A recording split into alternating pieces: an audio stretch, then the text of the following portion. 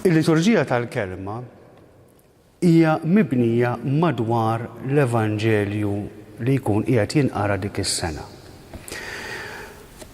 Il-liturġija tal-kelma hija imqassma fuq 3 snin, sena A, sena B u sena C.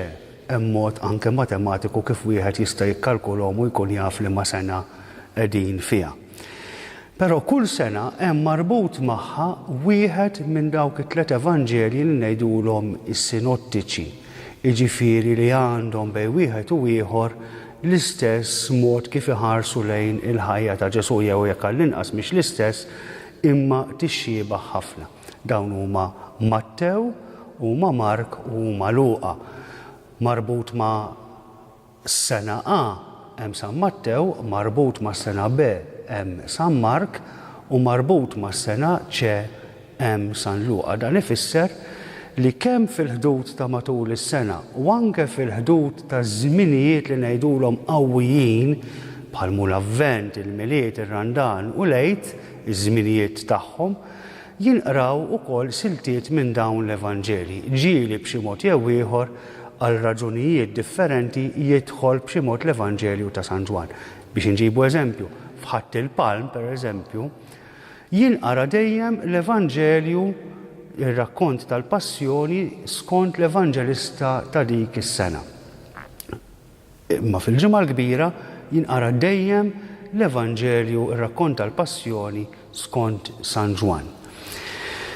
Matul is-sena liturġika il-Knisja tipprova kemm jista' jkun tgħin lill-Knisja kollha, lill-membri tal-Knisja, l-poplu Alla miġbur fuq din l-art biex jiskopri mill-ġdid il-messaġġ ta' dak l-Evanġelju partikolari. U allura is-silta mill-Evanġelju ta' kull liturġija li aħna niċċelebraw fil-ħdud u s-solennitajiet marbutin mal-mulej huma normalment il-bażi li fuqha iddur il-liturġija tal-kelma.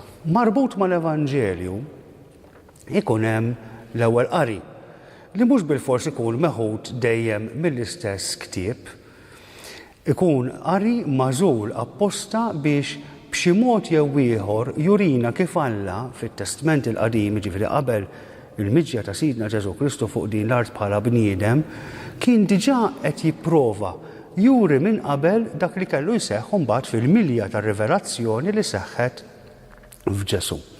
U marbut mal-ewwel qari ikun hemm ukoll is-Salm. Ninnutaw li kemm l-ewwel qari kemm is-Salm u kemm l-Evanġelju normalment ikollhom anke suġġett partikolari li l-Knisja tkun tixtieq li aħna nirriflettu fuq bħala komunità Nisranija. It-tieni qari normalment ikun meħud mit-Testament il-Ġdid. Fi żmien l-Għid, pereżempju, nisimgħu ħafna siltiet mill-Atti tal-Apostli għalfejn għaliex iż-żmien tal-Għid huwa żmien li fih wara t-tluħ tal-mulej fis-sema bdiet l-istorja tal-Knisja, il-mod kif il-Knisja kienet tgħix fl-ewwel żminijiet tagħha u ninnutaw li fil-fatt hemm ħafna komuni bejn l-esperjenza li ngħixu aħna llum għalkemm b'mod differenti ma' dak li kienu jgħixu l-insara tal-ewwel komunitajiet, l-insara ta' wara Pentekoste. Però matul is-sena wkoll il-Knisja tippreżentalna siltiet ħafna drabi mill-ittri ta' San Pawl, li ngħidulhom lezzju kontinwa għaliex tibda ittra pereżempju ta' San Pawl, jien naf San Pawl ir-Rumani pereżempju Pawlu l-Efesin, u naqraw silta minnha kull nhar ta' Ħadd. Dan jiġri wkoll matul il-ġimgħa. Matul il-ġimgħa iċ-ċiklu huwa differenti, mhux maqsum fuq 3 snin imma fuq sentejn. Is-snin żewġ u s-snin fard. L-Evanġelju jkun dejjem l-istess, imma l-ewwel qari ikun differenti fis-sentejn li huma, kemm fis-sena fis-snin żwieġ u fis-snin li huma bil-fard. Però għandna din l-idea ta' kodba mill-Iskrittura, kodba mill-Bibja li qegħdin jinqraw biċċa. Nerġa' ntenni l-enfasi kemm importanti li aħna nisimgħu, kemm aħna nagħtu attenzjoni kemm jista' jkun lil dak li qiegħed jinqara. Kemm biex meta min qed jaqra jgħidilna l-kelma tal-mulej aħna ngħidu nroddu ħar lil Alla ma nkunux qegħdin ngħidu xi ħaġa x'nafuha blamment, imma qed nifhmu veru Alla qed jagħtina d-don din hija l-provvidenza tiegħu għalina illum il-messaġġ li qiegħed iwasslenna. Imma anke biex meta jiena nirrifletti fuq il-kelma tal-Alla u ħafna nies jgħiduha din u ħaġa sabiħa li forsi jgħiduha b'mod negattiv għax tmur il-Knisja u ma tieħu xejn, imma ma tieħu xejn ħafna drabi mhux għax ma jingħatalekx, imma dak li jingħatalek ħafna drabi jew ma tkunx attent biżżejjed għalih, jew inkella twarbu għax il-kelma tal-Alla qiegħda tingħatalna, Alla qiegħed ikellimna u nerġa' ntenni bħala individwi imma iżjed u iżjed bħala komunità.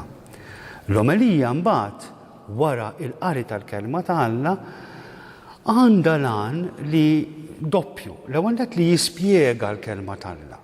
Għaliex minħabba li l-kelma ta' Alla inkitbet mijiet ta' snin ilu, allura kultant anke simboli li jintużaw il-mod kif il-kliem huwa mpoġġi anke l-parabboli ta' Ġesu ma nsemmu xejn, huma indirizzati lejn nies li qegħdin jgħixu f'kuntest storiku u kulturali differenti xi ftit jew wisq minn tagħna. Avolja ngħidu l-verità aħna l-Maltin għandna xorti li peress li ngħixu fil-Mediterran xi ftit jew wisq il-kultura tagħna tixbaħ lil dik li għex fiha Ġesu. Però l-omelija għandha l-iskop li tispjegalna il-kuntest tal-qari.